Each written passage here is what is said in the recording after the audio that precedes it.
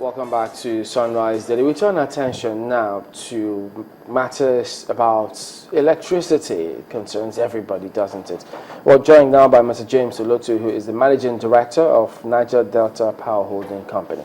Thank you for coming on this morning. Good morning. Well, it's been a long time. You were here, and that last time, you said you were working on some NIPPs, and there were several others in the country. And by the time they were completed, we will see major improvements. Where are we now with all of those? Well, we have, 10 power plants, and 7 of those have been completed and on the grid. We have 29 transmission projects cutting across the length and breadth of Nigeria, adding 3,300 MVA of power, transformer capacity, and 3,000 kilometers of 33 and 11 kV lines. And these are about 80% completed. We have 3 to 4 gas projects, gas infrastructure projects, and these are already completed. As I speak, 296 distribution projects across the length and breadth of Nigeria. 265 of these have been completed.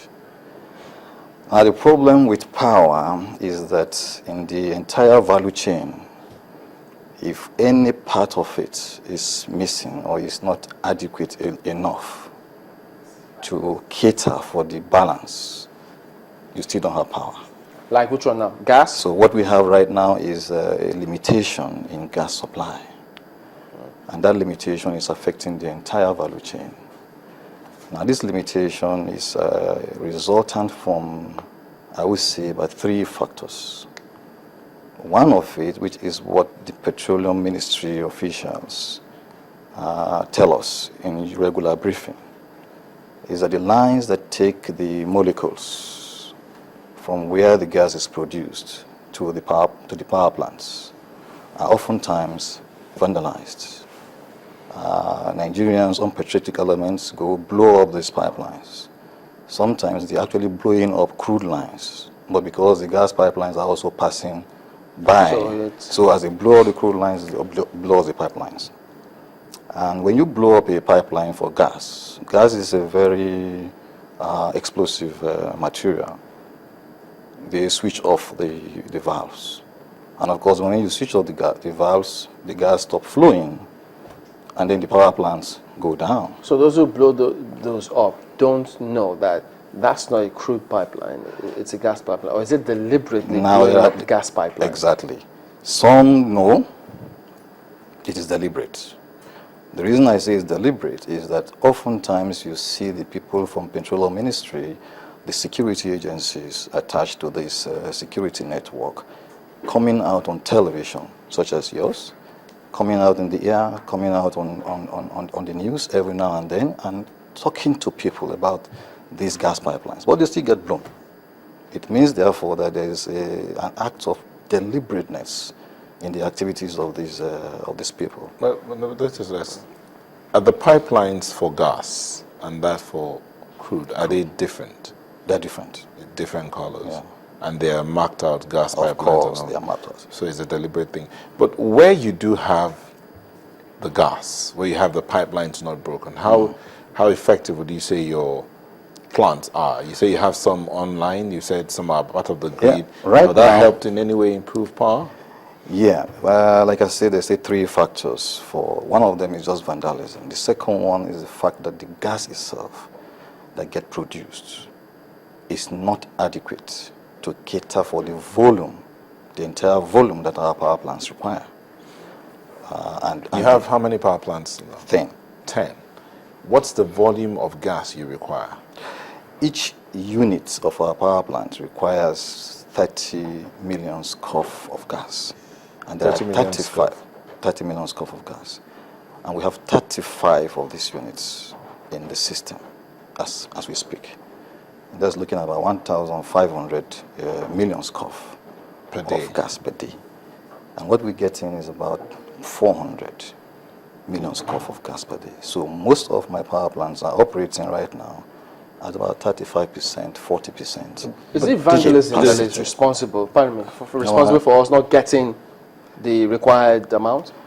Yeah, if you listen to me very well, I said one part of the problem is vandalism. Yeah, The but second 1%. part is, again, production. You know, you need to produce adequate quantity of this gas in order to supply. You know, Wait, before you But- build users. this, before you went ahead to put up 10 power plants, Yeah. did you look at this angle of production, adequate production of this gas? Of course. And to explain it and let you understand, you find out that in NIPP, the team that constituted NIPP was made up of partly members of the Petroleum Ministry. And the reason for that is that right at the inception, they are aware that 10 power plants will be built. They facilitated the location of these power plants. The idea was, instead of flaring gas, which we do on a daily basis, Yeah. we can convert this gas that we are flaring To gas. into more useful purposes, like powering the Plants. turbines, which will then give us sufficient power that we need in Nigeria. Okay? Now, the entire project was supposed to be an integrated one involving all stakeholders in the matrix. Unfortunately, we have done ours, and some disconnect has happened at the other end. And that is why we're having this problem every day. Capacity is just lying idle, and of course people suffer for lack of having power. But the thing is it really just a production problem about the gas, or the question of gas pricing? Because we sell gas outside this country. Exactly. That is the third question. When I started, I said there are three issues. So one other thing is the pricing. Now, investors need to be brought together to appreciate that this is business. And in fact, having 10 power plants with capacity of about 5,000 megawatts is big business in different climes. Very big business, because then you know you have the demand, and the demand for your product is assured. As the market for your product is assured. And we in NIPP are not so much bothered about pricing, because ordinarily NAC, the Nigerian Electricity Regulatory Commission, approved that gas is actually a pass-through cost to the final customer. So, but then there's a regulation on the other end, putting a peg on the price of gas. And I think the investors are not so much, motivated by such price regimes, and therefore prefer to sell the gas that is available under LNG to foreign countries. Okay, let's get some practical solutions now. The federal government says they want to, in their manifesto, they were going to give us 5,000 megawatts every year. So maybe in 8 years we should be getting what? Between 40... 1,000 megawatts? It's going to happen. It won't happen. Yeah. The reason I'm saying this is that, see, 1 megawatt costs in the region of about $1.2 million to $1.3 million. So if you're looking at 40,000 megawatts, you're actually talking about $40 billion. Nobody has that. So So it has to be a gradual thing, and the governments cannot do it on their own. It's not possible. What they said, Did- 5,000 megawatts each year. Yeah, You say even- it's not possible. Even 5,000 each year means 5,000 times 1 million to Let's That's practicalize $6 this billion. now. So you said about 1.2 million or $1 billion for $1.2 million. $1.2 million for 1 megawatt. Now, what takes this cost? What's giving us this amount? What are the things that it involves? And why do you say it's not possible? There is infrastructure on ground. Is it a question of clearing the infrastructure and bringing in fresh infrastructure, or improving on it? Is deliberate improvement on the infrastructure. But benchmark pricing internationally for producing 1 megawatt, the turbines, the ancillary equipments, the purchase of land, you know what I mean? All the switch gear equipments, everything that goes into the value chain cost you about $1.2 million. Which is why I'm saying we have the turbines. Yeah. Maybe not enough, but we have a few turbines. Right. We have the switch gears, don't we? Yeah. We have the grid. For the current capacity that we have, yes. No, but the turbines are not part of the current capacity, are they? Most No, of them because are. you Most say, of them are now. but you said they are running at below capacity right Exactly, but they are already in the capacity of the country. Available capacity, not capacity necessarily on the grid, but available capacity, yes.